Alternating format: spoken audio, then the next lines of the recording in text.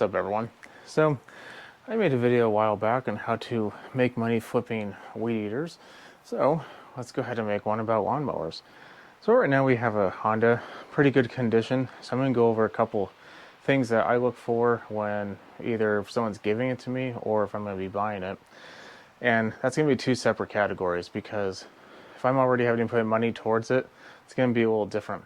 So first one's first, if I'm going to be buying it, it better be a pretty good price because I don't know 100% what's wrong with it. And in almost no times is it actually the spark plug. As in every time you ever see an ad in Facebook Marketplace or whatever you use, it just needs a new spark plug. If it did, they would have done it, but it doesn't. So, better be cheap. This one wasn't. I mean, it was, don't get me wrong, but it was decently priced for what it was.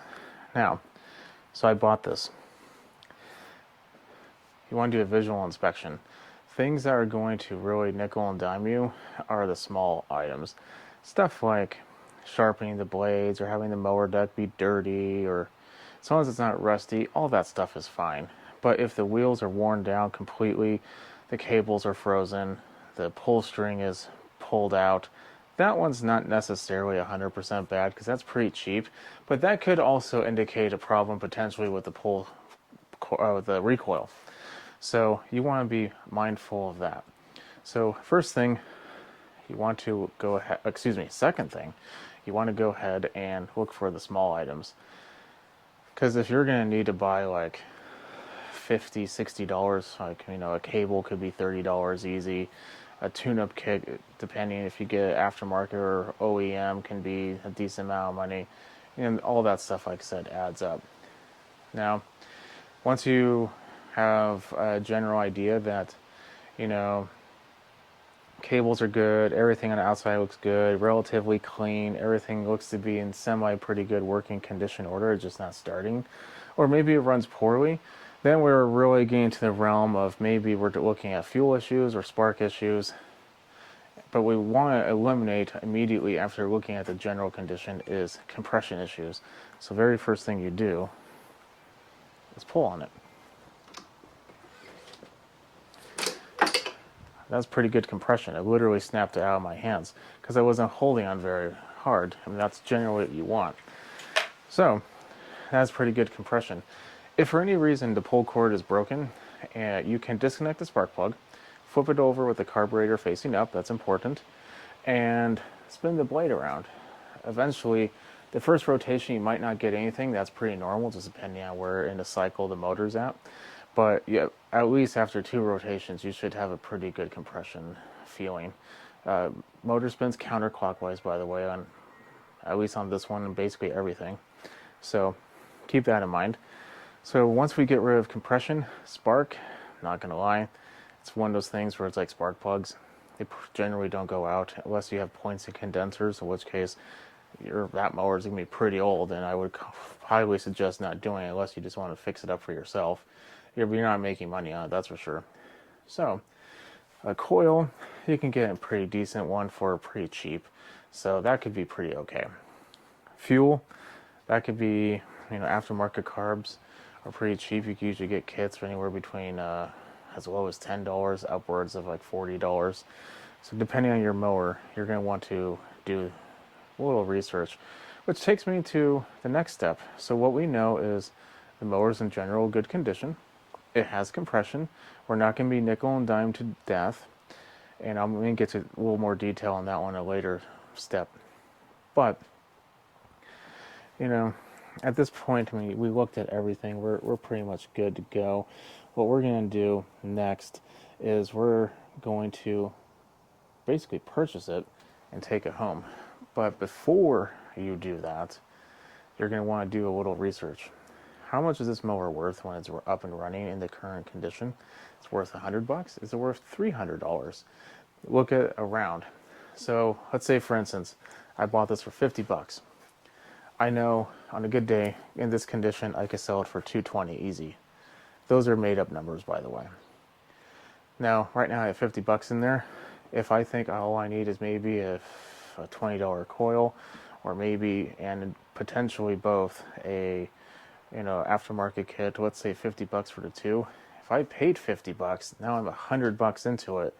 I have a potential gain of $120 after my expenses, not including travel, of course, which is another thing you need to pay attention to. There's no point of traveling great distances for one item if it's just going to take a whole lot of time. It might be the deal of the century, but if it takes a whole lot of time, time is money. Unless you just want to have a project to make a little extra cash and you're already in the area, then go right ahead and do that. So, do your research ahead of time. Now, sometimes in the listing, it can also give you some pretty helpful research tools. That research tool being, of course, why it's not running. If you see the words of it was running last year, or I put in the shed in the spring, it's not turning on, or something along the sorts, you're pretty much guaranteeing yourself at least a fuel issue. So research on what a carb would cost if you don't want to repair it, and if you do want to repair it, I have plenty of videos on that. It's substantially cheaper, and you can make a lot more money. So that's another tip. If, when possible, hope you can clean your carb, but there are times when that's an impossibility. Carbs do go bad pretty regularly, especially if they've been sitting around for a very long time. So knowing in the back of your mind, you very well might be getting a new carb. So I always go about it knowing I'm going to be buying a new one. And if I don't, well, that's just extra money in my pocket. Now, so we now purchased the item. We did a little research on it. And we're going to do the repair. Pretty easy. Watch my videos on how to do those. You'll be able to get it repaired. What I end up doing, what I would highly suggest doing, this is something I don't usually go over, but on my postings for stuff I sell, I do the standard oil change, air filter, spark plug, and if I had to do the carb cleaning or replacement, I will say fuel system service completed. Obviously new fuel is going to be included in there, so you're going to want to do that. And in addition to that, if you want to do this often, I will even tell people, because let me give you a scenario. You go out in the springtime, mower doesn't turn on, you say, screw this crap, I'm done with this mower, I want a new one. Then you go to Home Depot or whatever you want to go to, and you see like a $800 price for something equivalent to this. You're like, oh my god. Maybe not 8, let's say 5. That's a more reasonable number. And then you're like, oh, maybe I don't want to do that. So then you go on Marketplace or wherever, Craigslist, OfferUp, I don't know, wherever you want to look. And you see this one for $220. Then on the bottom of it says, if you bring your old mower to me, I will give you a $40 discount. Guess what? I don't have to pay for it. And then at the end of it, I usually say, excluding mowers with rust, damage, or blown motors. As long as they just had a problem, maybe they hit a tree stump, that could even be a bad thing, don't get me wrong, but generally it's not. Maybe they just left fuel in it. Majority of the time, that's exactly what happens. I avoid having to go and spend my time, my gas, and I'm still going to be spending $40 anyway. If I didn't do that, and then I found another one for $40, guess what? I'm going to be spending that $40 anyway. So why keep it in my hands when I could just let the other person keep it? I get a new one. I don't have to do anything, and it's easier. So when you list things, you want to list it as detailed as possible. You want to clean it up. That's a very important thing. A dirty mower is never going to really sell. So, this one's not really a good example of a dirty mower, but, like dirt right here, this dirt doesn't have to be like showroom quality, but it definitely doesn't have to looking like it just sat the entire winter underneath a pine tree. So just make it look respectable. There we go. Perfect thing. Now, the big question is pricing. Like I said beforehand, you're going to want to do a little research on where you're going to, or how much you're going to be able to sell it for. But your research needs to include this, where you're going to be selling it. You don't want to, for instance, I live in the Northwest. I live a relatively short distance away from Portland. And I'm not going to look in Seattle, for instance. I'm not going to look in Boise. I'm not going to look in Sacramento. I'm not going to look in Houston. I'm going to look in a relative area of Portland. How much of are they selling for? Now, more chances than not, or more likely than not, you're not going to find one exactly like this one, especially if it, maybe yours has a clutch, maybe theirs has a clutch. You want to come to a similar model. But let's say it's impossible to come up with a similar model. Let's say you have this one. This one does have a clutch. But you find one that doesn't have a clutch. A clutch is more sought after. Anything that is considered more commercial, I want to say, or more of a luxury feature is going to drive the price up. There's no way around that. That's the same for everything in life. So, if you can't find one, just know that, let's say I found one that's almost like this with no clutch, but they want $200 for it. And I'm going to say, okay, maybe 240, extra $40. That's basically the cost of me buying it, a little under. But that's going to give me a decent little profit and should be fine. Now, what people are asking and what they're getting are very, very different things. I will routinely, even if I have no intention of ever buying something, go through and take a variety. And on Facebook, for instance, they allow you to save it. In other apps, they do it as well. But save a couple of them and see how much they really sold for. Because I can't tell you how many times I'll see something like this and someone thinks they legit have like a gold mine on it. Like, this is literally just rolling money. And they put it on there for like $50 under new. No one's going to buy that. And every time you type in mower or self-propelled mower or whatever you want to type, you're going to see that one at the very top of the list every single time. Don't do that. Unless you really are, headstrong and you think, no, this is really worth that money. Go a reasonable price. What's a reasonable price? Like I said, look around. In general, I found, at least in my area, let's say this retails for $5.99, 300, a little under 300, a little under 50% is generally what you're going to get for average condition. If it's pristine and maybe that's only been used for 1 year, you're probably looking at 60-70% on a good day, depending on the year too, which is another thing. When are you selling this? That's another thing about the price. If you're selling this, if you live in Colorado and you found one like the day before Christmas, it's snowy outside, no one's going to be mowing their lawn. So, keep that in mind. That should probably be done in the early stages, to be honest, but, there's always someone that wants to buy something. Maybe they're moving, or I don't know. There's a scenario for everything out there. So keep in mind that as well when pricing. At that point in time, you will go ahead and sell it. Now, as a bonus, I would never really, I didn't think I was going to go over this part, but I kind of want to go over it. I want to go over some safety of doing this as well. I'm not going to say anything about, amendments or anything like that, but you don't need to go super crazy on it. What I would say is this: unless you will get a lot of people, and sometimes they are crazy. And I'm not going to lie, they are. What you want to avoid are these people. One, ones that ask a lot of questions. Two, ones that are very interested in a warranty. You're buying a used item. You can test it when you get it here. And as long as it doesn't immediately shut off when you first get it home, that's how I do it at least. But if like a week later it doesn't start because you put bad gas in there, it's not my problem.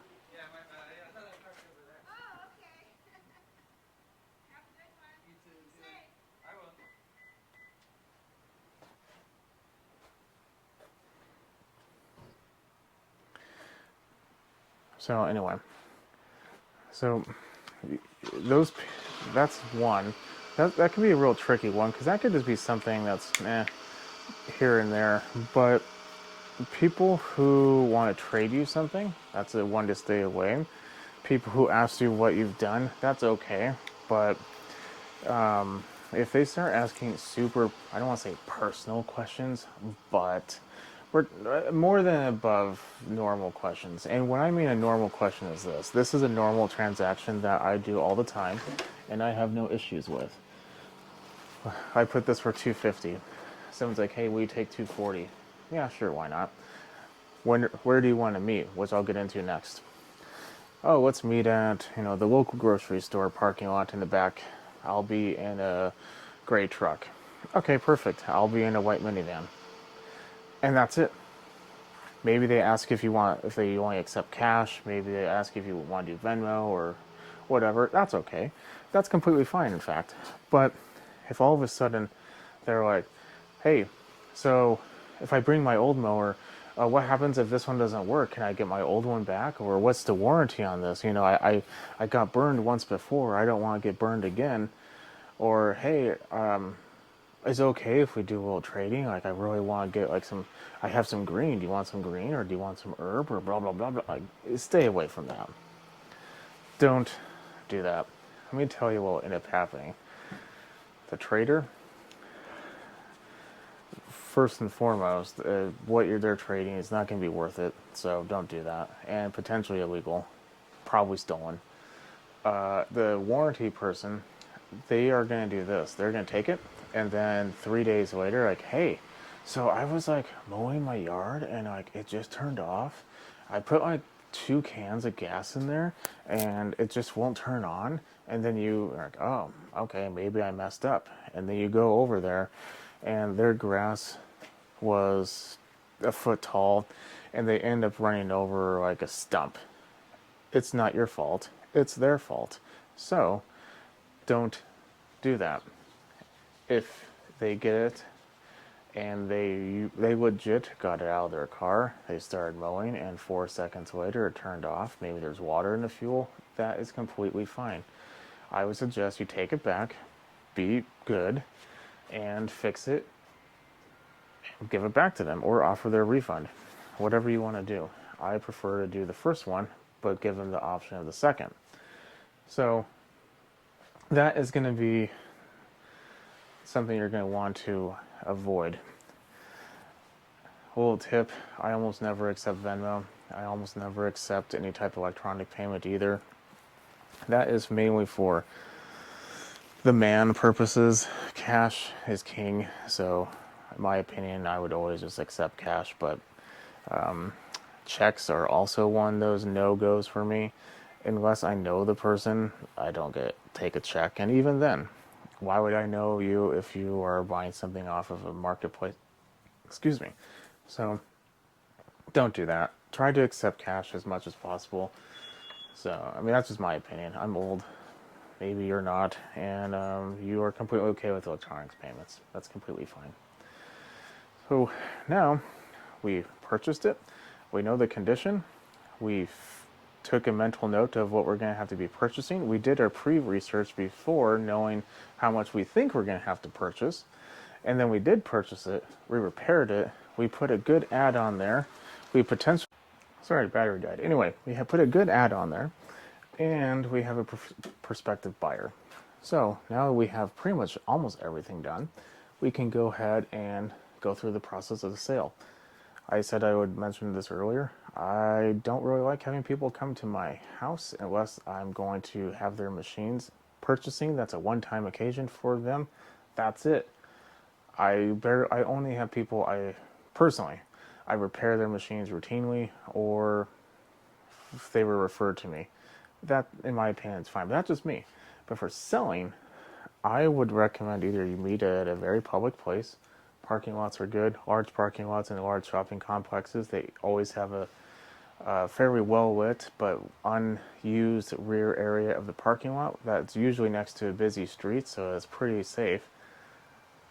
Or if you live at the end of a cul-de-sac or somewhere on the corner of the street that you live on, you could just say, hey, meet me in the corner of Elm and Cherry or whatever your road name is. And then you can simply walk down there. You can put in the back of your car, truck, SUV, red wagon, whatever you want to carry it in, and go down to the corner, wait for them, take the cash, go home. They don't know your address. They know generally where you live, I suppose. Red Wagon might be safe because you took your car. They could pretty much find you there. Or just at any corner around the street. Maybe it's not even your street. Maybe you go 3 or 4 blocks down. I've done that a few times. But if you're vetting your purchaser, you're generally going to be okay. Now, here's a tip on your purchaser. If you're using Facebook or other ones, look at their previous history. And if you're using a social media such as Facebook, look at their profile. Is it fake? Is it something that was made like a year ago and they have one picture and one post and that's it? They just use this to scam people? If you're using an app, do they have stuff for sale? Do they have a good rating? Things like that are important because if you get a bot, you're giving your personal information, or worse, you're getting someone who has less than ideal ideas coming to them. You could put yourself into a bad situation. So little precautions goes a long way. I can tell you for sure, I sell a lot on Facebook, and I'll get a message. Usually, is this available? I say yes. A lot of people drunk push, is this available, and they never answer again. Happens all the time. But more importantly, what ends up happening all the time as well is they will end up, if you're having a good conversation or they end up replying, you can just go to view profile. And while, yes, it could be private, you can at least tell it is someone that uses it routinely and is normal. They're legit just looking for something to buy. That's pretty easy to find out pretty quickly. So keep that in mind.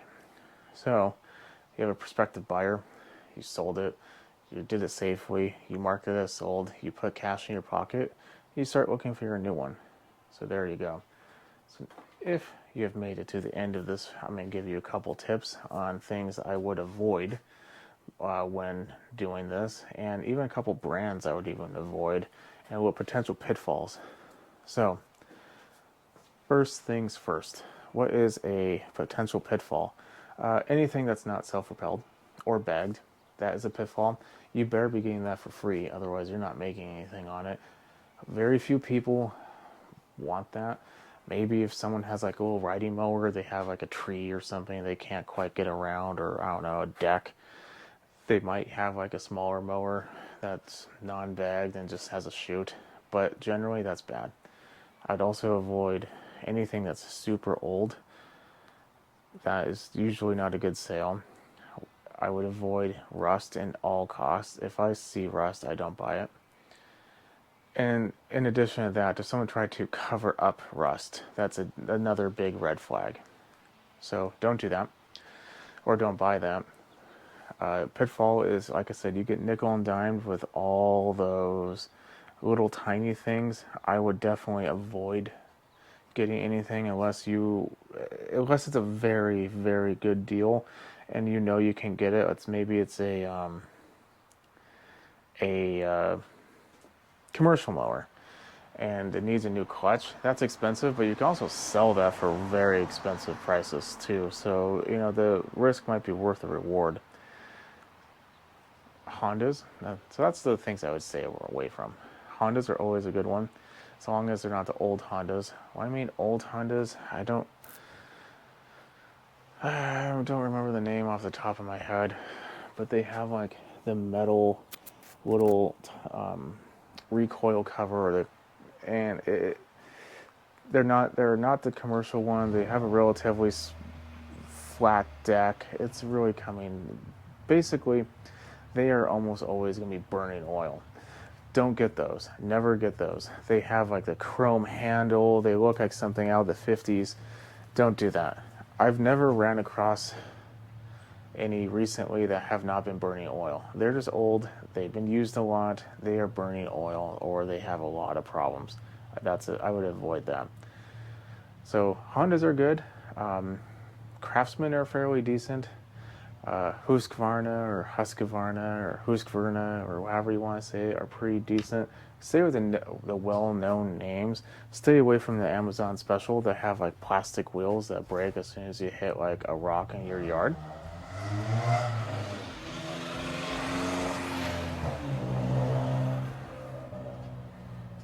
Stay away from one that has a horrendous bag. Bags you think would be cheap, they're not. So that's definitely don't do that. Um, yeah, other than that, just stick with the name brands.